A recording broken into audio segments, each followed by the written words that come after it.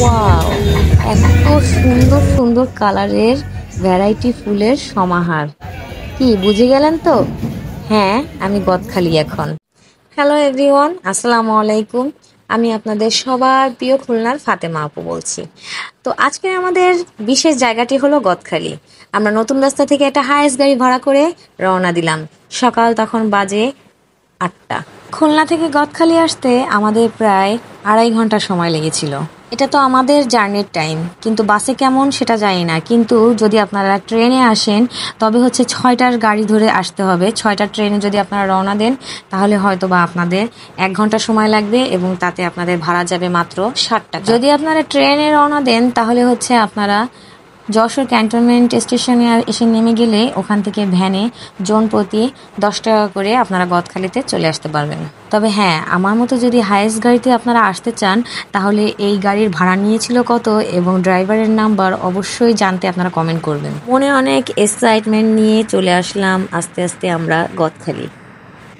যেসব বন্ধুরা আছো আমার, যারা গোলাপ গাছ প্রেমী, তাদের জন্য একটা ইনফরমেশন দিচ্ছি। গদখালি পৌঁছানোর আগে অনেকগুলো নার্সারি দেখতে পাবে যেখানে গোলাপ ফুলেরই বিভিন্ন কালারের গাছ চারা তারা বিক্রি করে। আমাদের খুলনায় কিন্তু এত ভ্যারাইটি কালারের গোলাপ চারা কালেক্ট করতে আমাদের হিমশিম খেয়ে যেতে হয়। তো তাদেরকে আমি বলছি তারা এখান থেকে গোলাপের চারাগুলো কিনে নিও। এই দম্পতিকে পেয়ে গেলাম, সাথে সাথে ওদের একটা ভিডিও শ্যুট করে নিলাম। এবার চলুন আমরা গদখালির যে মেইন পয়েন্ট সেখানে চলে যাই এবং সেখানে অনেকগুলো দোকান পাবেন যেগুলো নানান রাশি রাশি ফুল দিয়ে আপনাকে লোভনীয় করে ডাকবে। আর এমনিতেও গদখালি আসবেন আর এই ব্যান্ড মাথায় দিবেন না, ফুলের এই ব্যান্ড তো কিনতেই হবে বাধ্যতামূলক। তো যাই হোক, কিছু ফুলের ব্যান্ড কালেক্ট করলাম এবং হাতে সাজানোর জন্য কিছু সিঙ্গেল ফুল নিলাম। এই যে হচ্ছে আমাদের মনোয়ারা পার্ক, এটাই হচ্ছে এখানকার পুরনো এবং বিখ্যাত পার্ক। এখানে প্রতিজনকে ঢুকতে 40 টাকা ব্যয় করতে হবে। ঢোকার সাথে সাথেই এই 40 টাকার মূল্যের অনেকগুলো কালারফুল প্রজাপতি আপনাকে ওয়েলকাম করবে। দারুণ না ব্যাপারটা? পাশেই পাবেন এই হচ্ছে ভালোবাসার টানেল, লাভ টানেল। অনেকটা উড়ন্ত ভালোবাসা, ঝুলন্ত লাভ।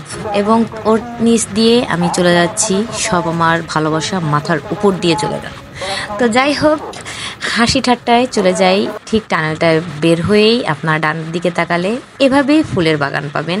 এবং এই যে পালকিটা, আমার মতো যারা বিয়ের পালকিতে এখনো চড়েননি, বিয়ের পালকিতে চড়ার খুব শখ, ঠিক এখানে এসে আপনাদের শখটা পূরণ করতে পারেন। আর এই পালকিটার সামনেই আপনি পাবেন ছোট্ট ঝর্ণাকাম অ্যাকোরিয়াম, যার মধ্যে নানা রকমের মাছ ছিল।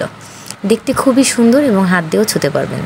আর যেদিকেই তাকাবেন সেদিকেই রং বেরঙের ফুল মোহনীয়ভাবে আপনার জন্য সাজিয়ে রাখা।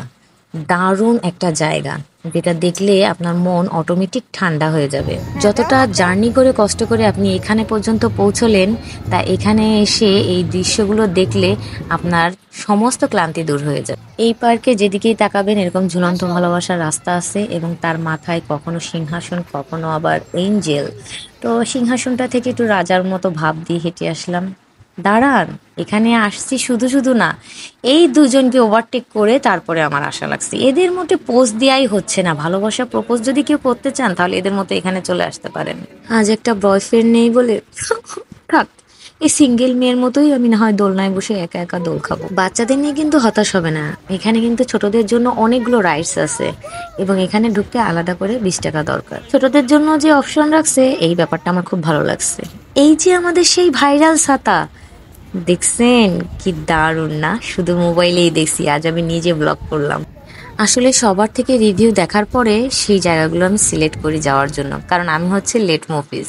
ওই যে নিউলি প্রপোজ ছেলে মেয়ে দুটো দেখলেন না, আমি যে হিংসায় জ্বলে পুড়ে মরতেছিলাম, তারা বুঝছে, যার জন্য তাদের ওখান থেকে আমাকে একটা ফুল গিফট করলো। আমার ভিডিওতে অংশগ্রহণের সুযোগ পেয়েছে কিনা ওরা, তাই।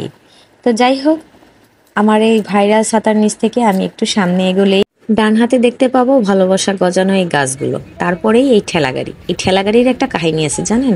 ঠেলাগাড়ির খোঁচা খেয়ে আমার নতুন জামার কর্নারটা ছিঁড়ে গিয়েছিল।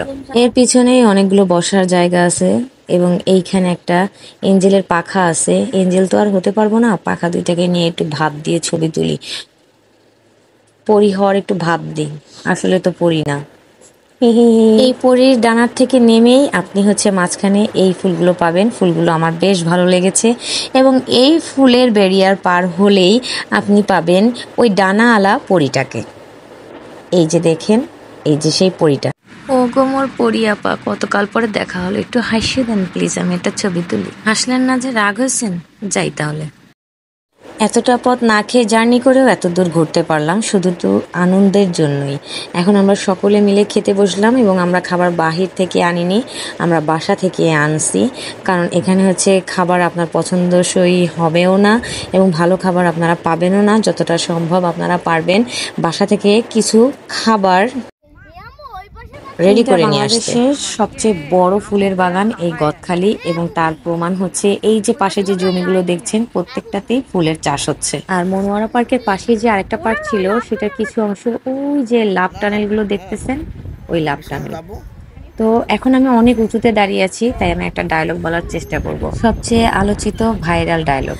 আমি পেরেছি, আমি এখন পৃথিবীর সবচেয়ে উঁচু স্থানের টপে দাঁড়িয়ে আছি। এটা অসাধারণ, বাপরে কত উঁচু, নিচের দিকে তাকানো যাবে না, আমার শরীর খারাপ করবে, আমার অনেক ভয়ও লাগছে। জানি মিস্টার বিস্টের মতো ভিডিও করে ভাইরাল হতে পারবো না, পপুলারিটিও পাবো না, কিন্তু ওকে কপি করতে পেরে ভালোই লাগলো। এবার একটু জিরিয়ে নিই, আসনটা যখন পেয়ে গেলাম আর ব্যান্ডটাও একটু মাথায় দিই। আর এই যে একটা ভালোবাসার আসন, এখানেও একটু বসে পড়লাম টুপুত করে। আর ডান পাশে পাবেন প্রজাপতির আসন। এখানে আসন আর আসন এবং ফুলের মেলা, যেখানে ঘুরে ঘুরে দেখতে আপনার খুব ভালোই লাগবে। এবং এটা হচ্ছে ওই যে ডানাওয়ালা প্রজাপতির থেকে ফিরে আসার পথে আপনার ডান হাতে পাবেন। এখান থেকে এক পিস ফুল ছিঁড়লে কিন্তু 500 টাকার জরিমানা। আর এই যে হচ্ছে বাচ্চাদের খেলনা, যেটা সামান্য একটু মিডিল এজের সব বাচ্চারাই উঠতে পারবে। এবং ভিতর সাইডে একটা নাগরদোলা না কি বলে ওটা আছে, নৌকা, আমি সঠিক জানি না এটার নাম, আমি কখনো উঠিনি ভয়তে। তো যাই হোক, তবে বাচ্চা দুইটার মতো কিন্তু আপনারা চালাকি করতেই পারেন, ফুলটা ছিঁড়ে ফেলে দিয়ে তারপরে টুকিয়ে নেবেন, হয়ে গেল না। ফুলটা আমি ছিঁড়িনি, আমি তো ফুলটা নিচ থেকে টুকাই নিছি। একটা ইনফরমেশন আপনাদের দেওয়া উচিত, সেটা হচ্ছে ফুলের দাম ওরা অনেক বেশি বলবে, কিন্তু আপনারা 10 টাকার উপরে যাবেন না পার পিস গোলাপ। আর হচ্ছে এই ব্যান্ডগুলা 100 টাকার উপরে আপনারা যাবেন না, বিভিন্ন দোকান ঘুরে ঘুরে কিনবেন, তাহলে পারবেন। পিকনিক পারপাস হোক আর পার্সোনালি হোক, সকল সুব্যবস্থা আছে এখানে। এই পার্কিং লটও আছে, কিন্তু খাবারের ব্যবস্থাটা শুধু নেই, ভালো কোনো রেস্টুরেন্ট পাবেন না। এবং আপনারা বাসা থেকে এই খাবার ব্যবস্থাটা করে আসবেন প্লিজ।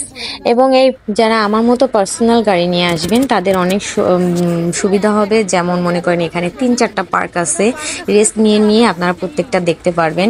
তবে আজকের ভিডিওতে শুধু আমি মনোয়ারা পার্কই দেখালাম, অন্য আরেকদিন অন্যান্য পার্কের ডিটেলস আপনাদেরকে জানাবো। তো আমার আসার পথে আমি দেখলাম যে দুপাশেই আপনি যত দূর চোখ যাবে দেখবেন কি সমস্ত ফুলের বাগান, ফুলের চাষ হচ্ছে প্রত্যেকটা জায়গায়। আমার দেখতে খুব ভালো লাগছিল এবং দেখতে দেখতেই আমার হচ্ছে সময় কেটে যাচ্ছিল।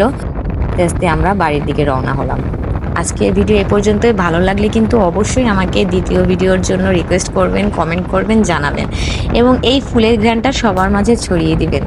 আল্লাহ হাফেজ। কথা কিন্তু সত্য, সাক্ষীও জোরালো।